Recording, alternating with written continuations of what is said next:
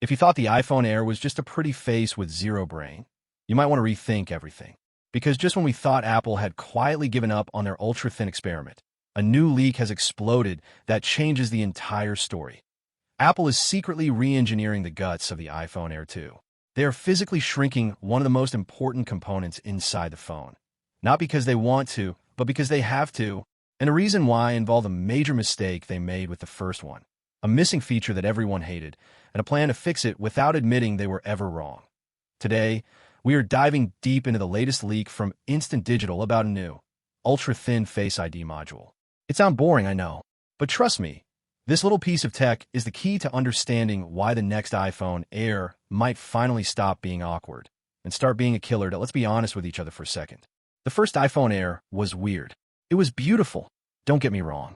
Holding it after using a Pro Max felt like taking off heavy boots after a long hike. It was light, it was airy, it felt like the future. But then you looked at the back .1 camera, just one, on a phone that costs basically $1,000. In 2026, that is almost insulting. You have budget Android phones out here looking like spiders with 5 eyes, and Apple is giving us a Cyclops? People hated it. It felt cheap, even though the phone was expensive. And that brings us to the personal stakes here. If you bought one, you probably spent the last few months defending your purchase to your friends who have the Pro. Apple knows this. They aren't deaf. But here's the problem. The Air is so thin, there is literally no room left inside. It's packed tighter than a suitcase on a budget airline. If they want to add a second camera, an ultra-wide lens, they can't just shove it in. They would have to make the phone thicker. And for Apple, that is a sin. So, they're doing something drastic. According to the leaks, Apple is re-engineering the entire Face ID hardware to make it thinner and smaller. They're shaving down the metal, rethinking the sensors, and compressing the tech just to free up a tiny bit of internal volume. Why? So they can use that reclaimed space to fit that second camera sensor. This is classic Apple. Instead of just making the phone half a millimeter thicker, which nobody would notice, they're spending millions of dollars to redesign a face scanner just to keep the aesthetic.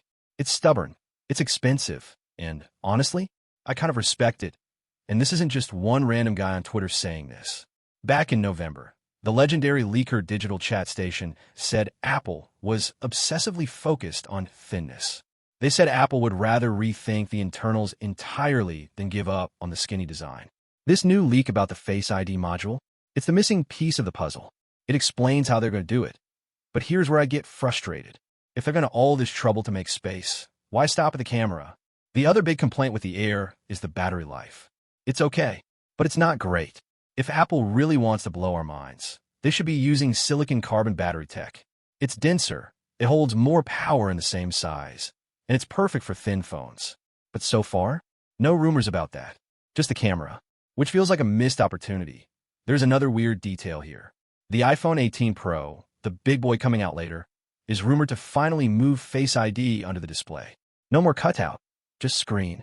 But the Air 2, even with this new, thinner module, the leak says the dynamic island is staying exactly the same.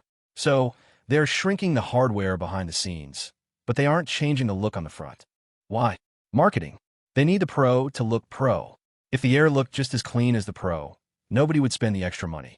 So, we get a smaller internal module, but the same old cutout. It's purely artificial segregation, and it's annoying. But wait, there's a twist. The leaker mentioned something else. They said this new, thinner Face ID tech might not just be for the phone. They hinted it could eventually make its way to the MacBook. Now, don't get too excited.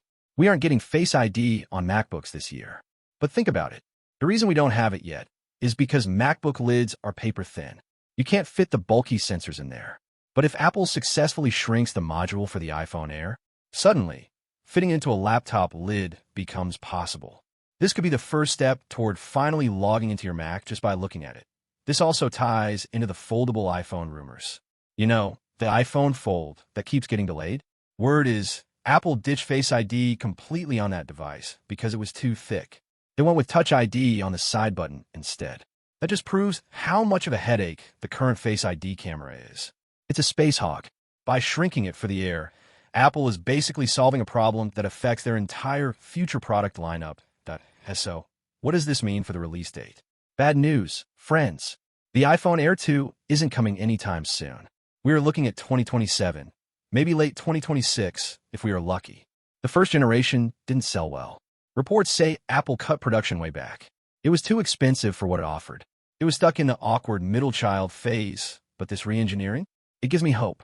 It shows Apple isn't killing the Air, they're fixing it. They realize they can't sell a $1,000 phone with one camera. They realize thinness isn't enough of a feature on its own. It needs to be thin and functional. So, here is the curiosity gap I want to leave you with. If Apple pulls this off, if they manage to fit 2 cameras, a decent battery, and this new tiny Face ID module into a chassis that is impossibly thin, does the Pro phone become obsolete for normal people? Because right now, we buy Pros because they are the best. But they are heavy. They are bricks. If the Air 2 catches up on features, wouldn't you rather carry a feather than a brick? I think this is Apple's long-term plan. The Air isn't a side project. It's the blueprint for the next 10 years of the iPhone. But I want to hear from you. Be honest. Does the single camera on the current Air actually bother you? Or is it just tech nerds like me complaining? Would you buy a phone with one lens if it was super thin? Let me know in the comments. And hey, if you want to keep tracking this story, because Apple will leak more, make sure you hit that subscribe button. I'm watching the supply chain like a hawk, so you don't have to .s for watching. Don't settle for bad tech. And I'll catch you in next one.